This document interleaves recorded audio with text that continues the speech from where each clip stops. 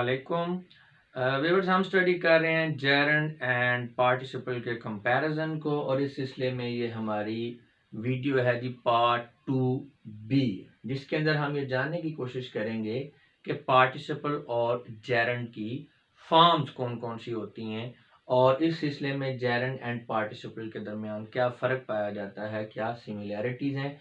Advance level का comparison जी हम इस वक्त कर रहे हैं। इससे पहले हमने बेसिक लेवल का कंपैरिजन सीखा है। और वीडियो को स्टार्ट करने से पहले ये जो नोट लिखे हुए हैं, नोट 1 एंड नोट 2, इनको ज़रा रीड कर लें और फिर जो है आप वीडियो को स्टार्ट करें जी। Forms of gerund and participle. Students must keep note of that there are two basic forms of participle, present participle and past participle. जी हम जानते हैं कि जो हमारा participle है उसकी दो ही basic forms हैं, present participle and past participle. दो इसलिए कि जो बाकी forms हैं उन्हें हम derive करते हैं इन दो forms से. However, these two basic forms combine in different combinations to form a total 5 forms of participle. जी, ये जो हमारी दो forms हैं, ये different combinations के अंदर combine करती हैं, आपस में मिलती हैं और 5 forms बनाती हैं जी participle की. Below are given are the 5 forms of participle along with their equivalent gerund forms. तो यहाँ पे अब हम डिस्कस करेंगे जी इन पांचों फॉर्म्स को पार्टिसिपल की, और साथ हम इनका कंपैरेटिव एनालिसिस देंगे जेरंड के साथ, यानी जो इनकी इक्विवेलेंट काउंटर फॉर्म्स होंगी पार्टिसिपल लिहाज से, उनको भी एक्सप्रेस करेंगे। या इन शॉर्ट हम कहेंगे कि पार्टिसिपल और जेरंड का हम कंपैरिजन करेंगे इनकी फॉर्म्स के हवाले से जी। तो बात करते हैं जी पार्टिसिपल की। तो पार्टिसिपल में सबसे पहले है जी प्रेजेंट पार्टिसिपल। तो प्रेजेंट पार्टिसिपल जो है, स्पेलिंग गलत हो गया, PRESENT, प्रेजेंट पार्टिसिपल।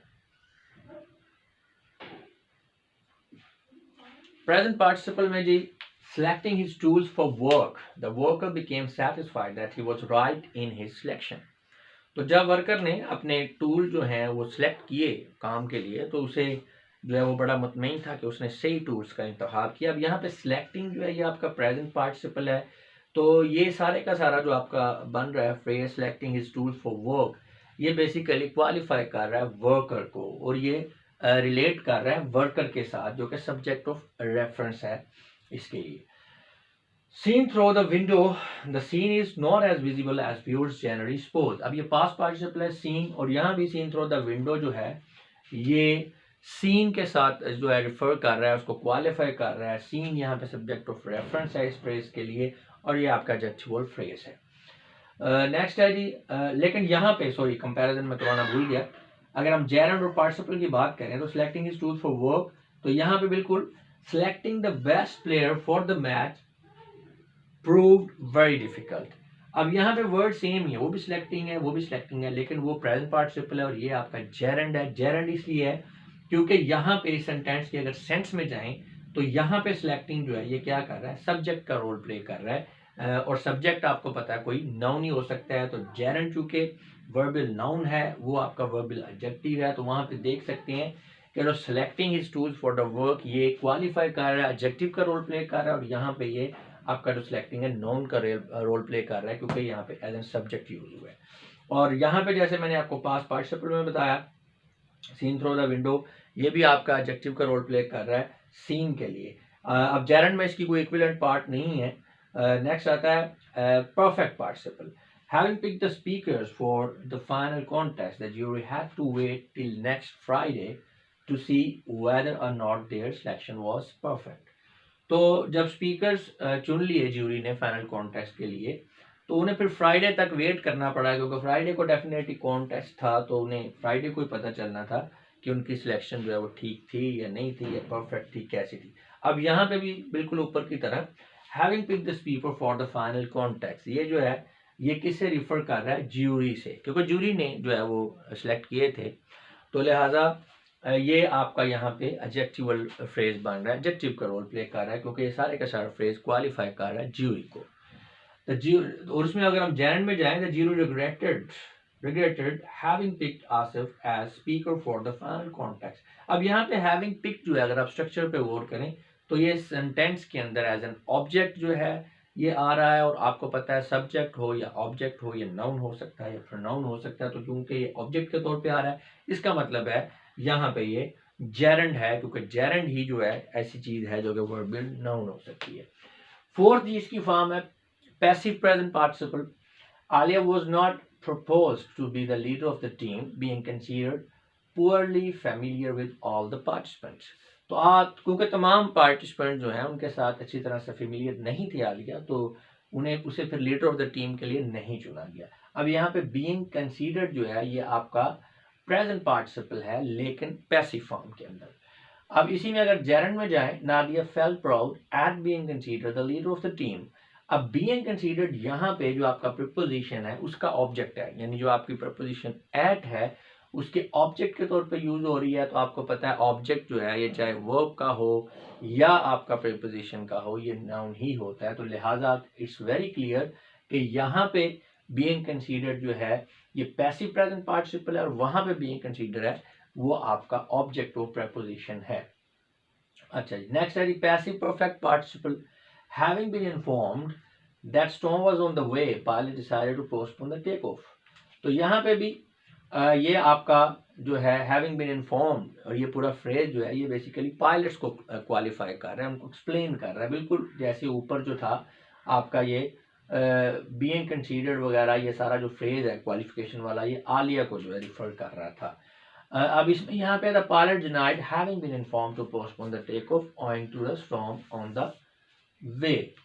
तो यहाँ पे भी ये ऑब्जेक्ट के तौर पे रोल प्ले कर रहा है आपका हैविंग बीन इन्फॉर्म, तो लिहाजा यहाँ पे भी फिर ये जेरेंड है।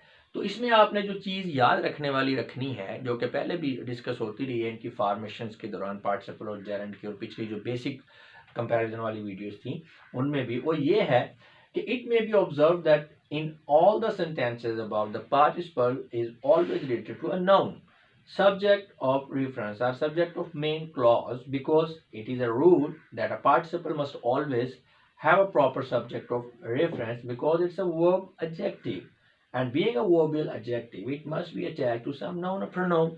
अब participle हमें पता है कि ये verbal adjective है, तो adjective ऐसी चीज होती है जो क्वालिफाई करते हैं किसी नाउन को या pronoun को। it means अब सेंटेंस में अगर कोई नाउन ही नहीं है तो फिर एडजेक्टिव किस लिए? डेफिनेटली कोई ना कोई नाउन होगा, कोई सब्जेक्ट ऑफ रेफरेंस होगा, तो जिसे आपका एडजेक्टिव जो है वो क्वालिफाई करेगा ना। तो लिहाजा आपका जो पार्टिसिपल है जो आपका वर्बल एडजेक्टिव होता है इसका हमेशा कोई ना कोई सब्जेक्ट ऑफ रेफरेंस होता है जो कि नाउन होता है। तो इसलिए यहाँ पे आप ये पांचों की पांचों एग्जांपल्स में साथ साथ बताता भी रहा हूँ कि इन सब में जो आपका पार्टिसिपल है वो रिफर कर रहा होता है किसी सब्जेक्ट ऑफ रेफरेंस को। जैसे कि यहाँ पे सिलेक्टिंग जो है ये वर्कर के लिए है, सीन के लिए है, having picked the speaker for the final context ये ज्यूरी के लिए है, और यहाँ पे ये बीइंग कंसीडर्ड आलिया के लिए है, और इसी तरह हैविंग बीन इन्फॉर्म्ड जो है ये पायलट्स के लिए। तो इसमें थोड़ा सा ये मजीद एक चीज़ को समझ लें तो आपको अच्छी तरह से क्लियर हो जाएगा। Standing at the road a car hit him, तो रोड पे खड़े हुए कार ने उसे हिट किया। अब यहाँ पे ये जो आपका स्टैंडिंग है जो आपका प्रेजेंट पार्टिसिपल है इसका कोई सब्जेक्ट ऑफ रेफरेंस नहीं है एक्चुअली। तो अब आपको सेंटेंस क्लियर नहीं हो रहा, ये सेंटेंस इनकरेक्ट है। सेंटेंस क्लियर क्यों नहीं हो रहा उसकी वजह है, the above sentence is incorrect because the sentence reads as if the car was standing at the road, which is clearly wrong because here participle is related to car which could not be standing at the road. अब यहाँ पे हम अगर बात करें subject of reference की, क्योंकि कोई और नहीं है, तो basically standing at the road जो है ये किसको रेफर कर रहा है? कार को, क्योंकि सब्जेक्ट ऑफ रेफरेंस उसने लेना है, किसी न किसी चीज को तो क्वालिफाई करना है ना। तो basically standing at the road ये किसको क्वालिफाई कर रहा है? कार को। और पढ़ने में हमें मैसेज ये मिल रहा है कि कार जो है वो रोड के ऊपर खड़ी हुई है, क्योंकि आपको इसको जो है पार्टिसिपल क्वालिफाई कर रहा है, जो कि इन्फॉर्मेशन यही दे रहा है, और ये गलत है क्योंकि कार तो नहीं खड़ी हो सकती।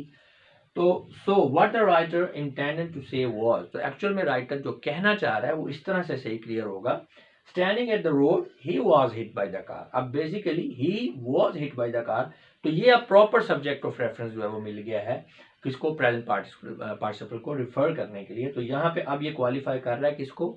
ही को। डेफिनेटली कोई नाउन होगा या प्रोनाउन होगा, तो यहाँ पे प्रोनाउन है। तो यहाँ मैसेज बिल्कुल आपको क्लियरली मिल रहा है कि बंदा जो है वो रोड के ऊपर खड़ा हुआ था और उसे कार आके टकरा गई।